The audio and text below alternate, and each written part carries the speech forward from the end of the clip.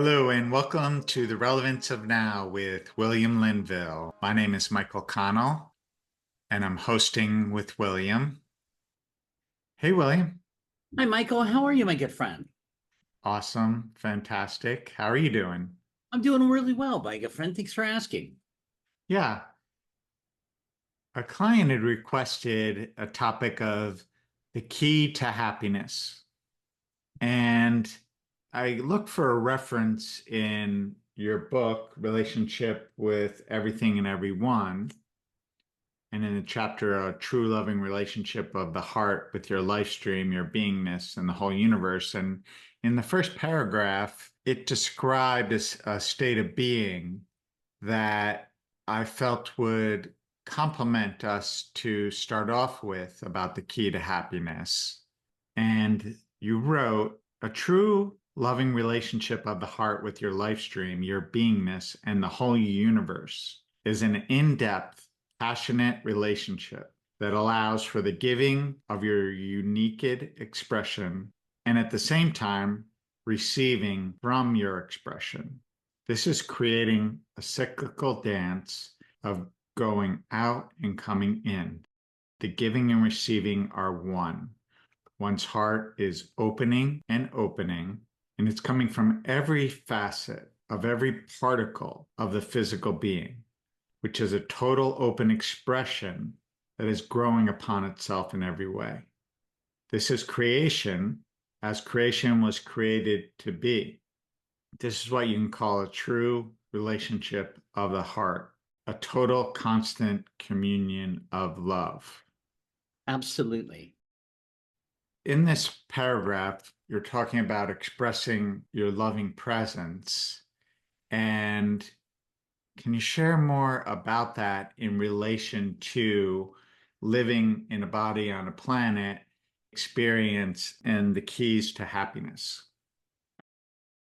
When you're giving from a full space. You're giving from a place of being healthy, whole, and complete within yourself. You're not giving with any agendas. You're not giving with expectations.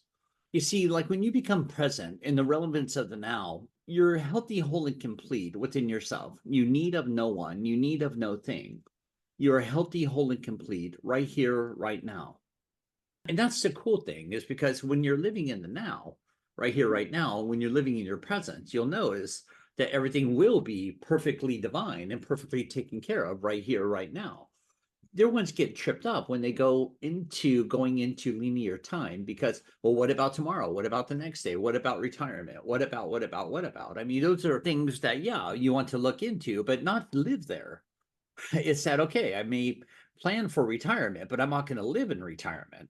I'm going to be right here, right now. I may make a decision to say, okay, I may get a 401k, I may get an IRA or whatever, but we're not living there. We're making investments using our wisdom, but we're also right here, right now, to where we're giving from our heart. So it reminds me of the holidays, Christmas, birthdays, or whatever.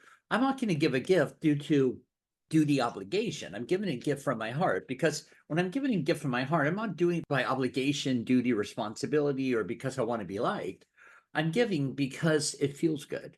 So when I'm giving because it feels good, because I really feel love for the dear one in which I'm purchasing for, I'm giving from a full space. And I'm Hmm. giving because it feels so good to give, because feels so good to give to the dear one in which I'm giving to. It doesn't matter what their actions or reactions are because of the gift. That's where the giving and receiving becomes one, because I'm giving because it feels so good to give, and it feels so good because I can give, that we're able to let that feeling good and feeling awesome, feeling all that love for giving. That's where we start to receive more love, just by the act of giving, because we're receiving that love from giving, regardless of how it's received. That's the other dear one's issue, is how they're able to receive or not.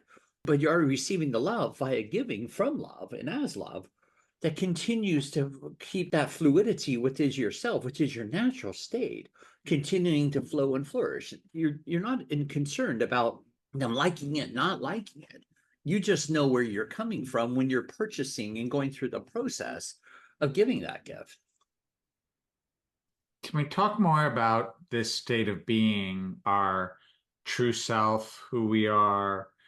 So if we're in the now and having the opportunity to experience our inner loving beingness, our inner loving joyfulness right now, the relevance of now, I wanted to try to summarize some of what you were saying to really bring this home is that the key to happiness is being your loving presence, Yes, being you as your presence. being aware that you're your presence and getting the opportunity to experience it as you go throughout your day.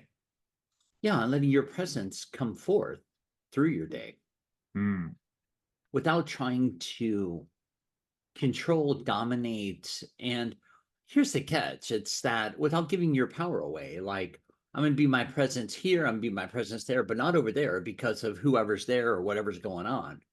No, you're not holding back your presence because of situations, scenarios, or different dear others. You're not giving your power away to situations, scenarios, or others.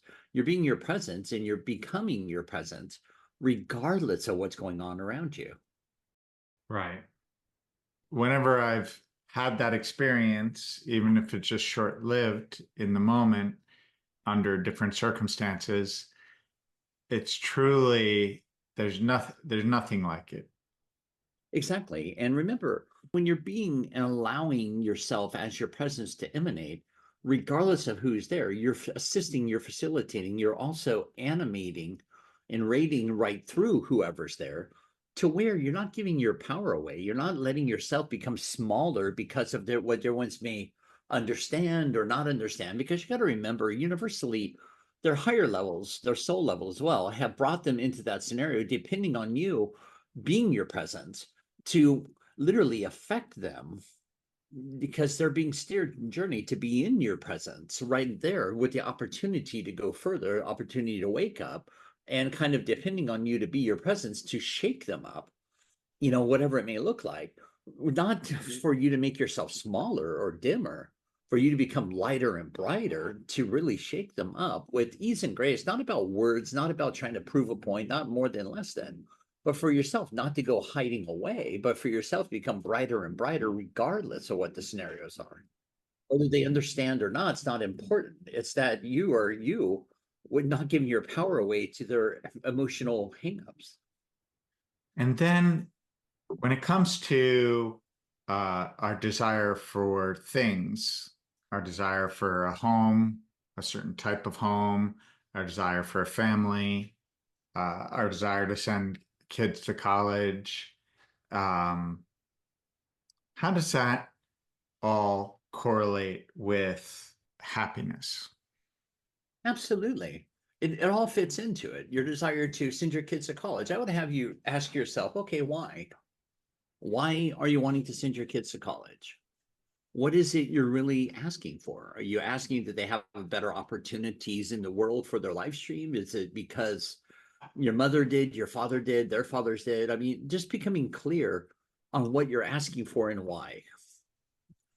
I mean, I would say, if they're wanting to go, yeah, bless it, be done with it, and namaste, have a blast. Now, not because you're wanting to change them, but because you're wanting to open more doors for them. And when they're in sync with you, knock yourself off. If you're wishing a better home, a nicer home, a larger home, great. Knock your socks off. Go for it. But be clear on why. I mean, you're here to enjoy. You're here to enjoy the physical materialistic matrix. That's what it's here for. Not to become identified with, but to be experienced and enjoyed. It seems to me that it's important for us always to honor what makes us feel good. Absolutely. And I heard you say, as long as it doesn't own us. Exactly. It's about all the things that you're here to experience and enjoy within it all. But it doesn't make you anything. In my experience, the most valuable thing that I've learned through life is that I am the love and joy already. I'm aware of that. I can feel that without doing anything. Exactly. And Or having anything. or having anything. And that is a true uh, key to happiness. And the other wonderful thing about that is it's available to all of us. Exactly. And so, can you talk about some of the principles of getting to this state of being? For example, you were talking about without having any expectation. Um, One thing that comes to mind to me, and you talk about like not seeing things as good or bad. Exactly. I just want to reiterate for me, the key to happiness is no judgment. No judgment at all. Which brings us to the next part is for those that are struggling with judgment, the key here is to sit down with yourself.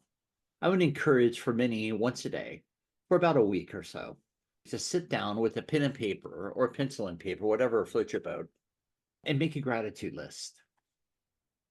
Even even if you feel like your life is doom and gloom, whatever, sit down with a pen and paper or a pencil and paper or whatever, and not your computer. Write it out. Make a gratitude list, even if it's something as simple as the ability to breathe. If it's okay, I have one hand, I have two hands, I have the ability to see, I have eyes, I have teeth, I have a tongue, I have the ability to breathe, I have a heart rate. Just kind of have to have a heart rate if you're alive.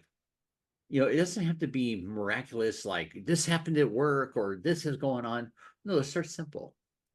I have corpuscles of touch. I have clothing. I have a relationship. I have a beloved of the heart. I have loved ones. I have those that I do love. I have a job. I have abundance coming in. I have the ability to look at a beautiful photo, or I have the ability to walk on the seashore. We're starting simple. If you feel like your life outside of you is crumbling, great. Start simple with the ability to feel. We want to start creating a gratitude list. That's what's going to make all the derogatory stuff collapse because you're breaking the chain, you're breaking energy with it, you're breaking the cycles down, you're breaking down the patterns. And that's where you'll start to watch all the stuff that's been creating that reciprocal cycle will start to dissolve because right now you're even speeding up the vibratory levels in your own body, your own vibratory levels, because the attitude of gratitude here is where you're starting to speed up your own vibratory levels to where all this other stuff can start to fall away. And even your own optimum health and well-being and homeostasis is going to start to increase where you're breaking patterns, you're breaking down these old paradigms and old patterns and cycles that have been running your life, and where it helps you go into more non-judgment, because the judgment is like a hamster on a wheel. It keeps you stuck in a cyclical cycle, wash, rinse, repeat, wash, rinse, repeat, wash, rinse, repeat, that has the same manifestations regurgitating themselves over and over and over and over and over again. So as we start doing the gratitude list, you're going to start feeling more joyful. You're also going to start becoming more happier about all the things you do have, which is only going to beget more happiness coming into your life.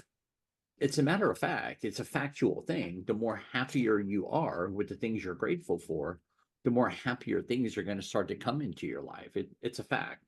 Rather than being stuck in all of what's not happening, which is all the ego's tricks and games of, okay, this happened, but that's not happening, rah, rah, rah, says the ego.